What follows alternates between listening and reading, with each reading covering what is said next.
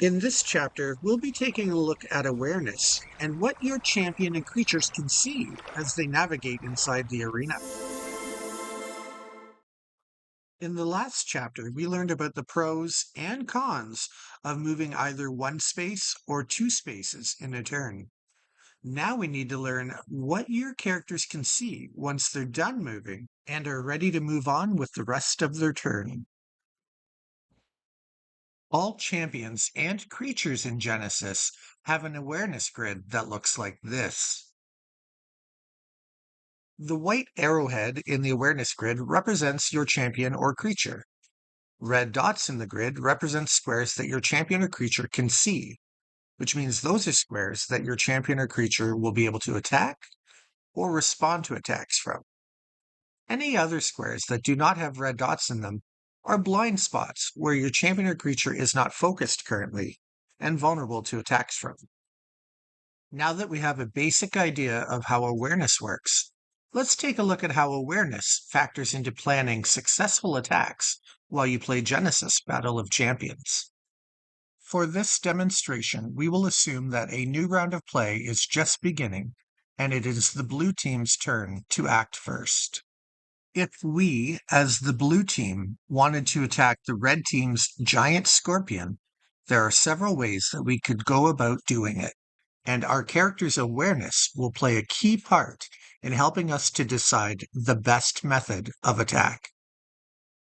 Our first and most straightforward option for attacking would be to have our creature move ahead one space so that the giant scorpion would be in our awareness, and then we could begin our attack. The drawback of this method of attacking is now we are also in the giant scorpion's awareness, and the giant scorpion has a swift attack of its own. When dealing with swift speed attacks and abilities, it's important to remember that characters can always use swift speed attacks and abilities even when it's a different character's turn. So if we choose to use a frontal approach and attack the giant scorpion from directly in front of it, we are leaving ourselves vulnerable to the giant scorpion's counterattack. To better understand how the timing works between attacks and counterattacks, let's take a look at a game mechanic called the stack. The stack is a popular game mechanic that has been used in several games over the years, including Genesis. The basic concept of the stack is whenever a player begins to do something, be it casting a creature, or casting a spell, or even attacking another creature, they have to put that ability or attack onto the stack and allow their opponent a chance to respond before what they're doing can be finished. Let's put our attack against the giant scorpion on the stack now. Anytime a character in Genesis uses an ability or an attack that will use the stack, the opposing player will get a chance to respond before that initial attack or ability resolves. If the opposing player decided to attack in response, their ability would go on the stack on top of our original attack. It would look a little something like this.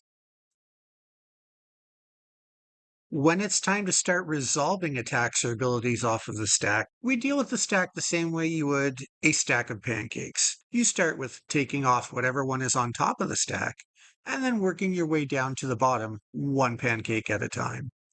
In this case, that means that the giant scorpion's attack will finish first, and the giant scorpion will hit our infernal crawler for 3 damage. Then, assuming our infernal crawler is still alive, our infernal crawler's attack will now resolve, and it will deal 6 damage to the giant scorpion. Now that we understand how the stack works, and that our opponent's creatures can try to attack us in response when we attack them, let's see if we can't find a better way for Infernal Crawler to try to attack the giant scorpion. When we take a closer look at our Infernal Crawler, we'll notice that not only does it have its normal movements, but it has a bonus movement called Dash that's been printed on the card twice.